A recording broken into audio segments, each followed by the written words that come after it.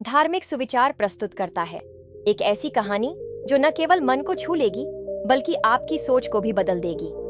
आज का विषय है चिंता, एंग्जाइटी, मन से तन तक की एक जटिल यात्रा।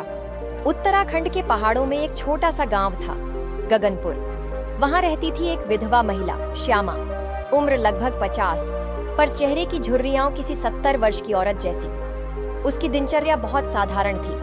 सुबह उठना, मंदिर जाना, हल्की खेती करना और शाम को अकेले अपने कमरे में बैठकर खिड़की से बाहर पहाड़ों को निहारना। लेकिन इस साधारण दिनचर्या के पीछे छुपी थी एक असाधारण समस्या, चिंता। श्यामा हर बात को लेकर चिंतित रहती थी। बेटा शहर में नौकरी करता था, पर उसका फोन न आना उसे रात भर जगाए रखता। आसपास के लोगों की बातें, भविष्य की अनिश्चितता, बीमारी का डर, हर बात उसे भीतर से खा रही थी। धीरे धीरे उसका शरीर साथ छोड़ने लगा। भूख कम हो गई, नींद उड़ गई, पीठ में दर्द, हृदय की धड़कनें अनियमित और आंखों के नीचे गहरे काले घेरे। गांव के वैद्य ने कहा, शरीर में कोई बीमारी नहीं है, ये सब तेरे मन की बीमारी है। चिंता ने तुझे जकड़ लिया है। साधु का आगमन। एक दिन गांव में एक घुमंतू साधु आए। उन्होंने गांव के चबूतरे पर आसन जमाया और बिना कुछ कहे बस ध्यान करने लगे। श्यामा उन्हें देखती रही, जैसे उसकी आंखें कह रही हों, मुझे बचा लो। अगले दिन वह साहस करके उनके पास पहुंची और बोली, महाराज, मैं मरना नहीं चाहती, लेकिन मेरी चिंता मुझे जीने नहीं देती। साधु मुस्कुराए और बोले, बेटी, चिंता भविष्य की छाया है। यह कभी अस्तित्व में नहीं होती, लेकिन मन में उसका डर इतना फैल जाता है कि वर्तमान को निगल जाता है। चिंता का शरीर पर प्रभाव। Scientific pulse, spiritual view. साधु ने श्यामा को विस्तार से समझाया। जब चिंता होती है तो शरीर में कॉर्टिसोल नामक हार्मोन अधिक बनने लगता है। इससे हृदय गति बढ़ती है, पाचन कमजोर होता है और नींद भाग जाती है। शरीर का तंत्रिका तंत्र लगातार फाइट या फ्लाइट मोड में चला जाता है, जिससे सिर दर्द, थकान, मांसपेशियों में तनाव और यहाँ तक कि डिप्रेशन तक हो सकता है। चिंता केवल विचार नहीं है, यह एक ऊर्जा है जो यदि बाहर न निकले तो भीतर का संतुलन बिगाड़ देती है। साधना की शुरुआत। साधु ने उसे 3 कार्य दिए। 1. श्वास ध्यान। हर सुबह 15 मिनट बस श्वास को महसूस करना, आना जाना देखना, बिना उसे नियंत्रित किए। 2. कागज पर चिंता। हर रात सोने से पहले 10 मिनट एक कागज पर अपनी सारी चिंताओं को लिख देना और अंत में वो कागज जलाना, प्रतीकात्मक रूप से छोड़ना। 3. कर्तापन त्याग। हर दिन 3 बार खुद से कहना, मैं करता नहीं, साक्षी हूं, जो होगा वह सर्वोत्तम होगा। परिवर्तन की यात्रा। सप्ताह दर सप्ताह श्यामा बदलने लगी। उसकी आंखों में नमी की जगह चमक थी। अब वह भविष्य की नहीं, वर्तमान की बात करती थी। उसकी चाल में स्थिरता थी। लोगों ने देखा कि उसका चेहरा खिलने लगा था। गांव की महिलाएं उससे सलाह लेने आने लगीं।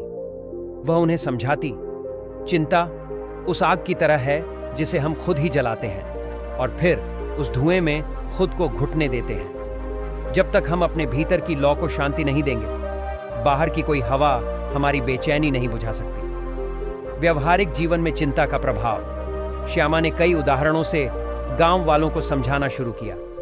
जब चिंता करता था मेरा बेटा, तो वह दिन भर काम में मन नहीं लगा पाता था। उसे लगा मैं अकेली हूं।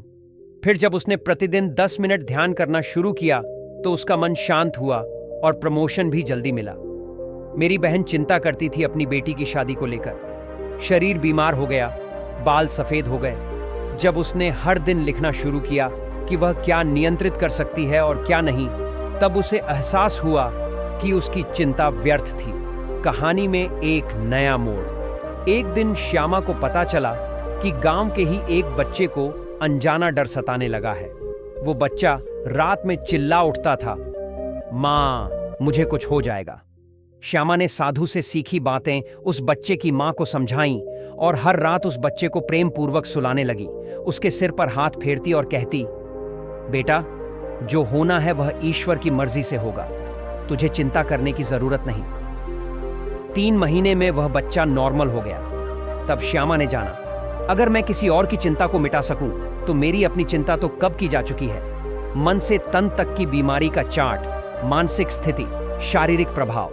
चिंता, एंग्जाइटी, नींद की कमी, हृदय गति तेज, पाचन गड़बड़, असुरक्षा का भाव, थकान, पीठ दर्द, ब्लड प्रेशर, भविष्य की आशंका, आंखों में जलन, बाल झड़ना, सांस रुकना, आत्मसंदेह, त्वचा की एलर्जी, थकान, कब्ज उपचार, हर सुबह 15 मिनट मौन में बैठना, हर दिन एक सकारात्मक वाक्य को 108 बार जपना, प्रकृति में समय बिताना, पेड़, नदियां, पक्षी, सूरज, मोबाइल से दूरी और स्वयं से नजदीकी, सप्ताह में एक दिन मौन व्रत, दिन में एक बार किसी के लिए प्रार्थना करना, सप्ताह में एक दिन केवल सेवा करना, बिना स्वार्थ के।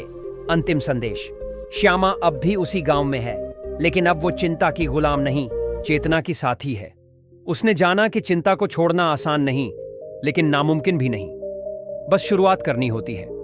अब वह हर सुबह मंदिर में घंटी बजाकर कहती है, आज भी मैं चिंता को नहीं, चेतना को चुनूंगी। अगर यह कहानी आपके मन को छू गई हो, तो इसे किसी ऐसे इंसान तक पहुंचाएं जो चिंता में डूबा हो। शायद आपकी एक क्लिक से उसकी जिंदगी बदल जाए। हमारे चैनल धार्मिक सुविचार को सब्सक्राइब करें और कमेंट में लिखें, अब मैं चिंता को नहीं, चेतना को चुनूंगा। अगले भाग में मिलेंगे एक और मानसिक स्थिति और उसके शारीरिक प्रभावों के साथ, धर्म और विज्ञान के संगम में।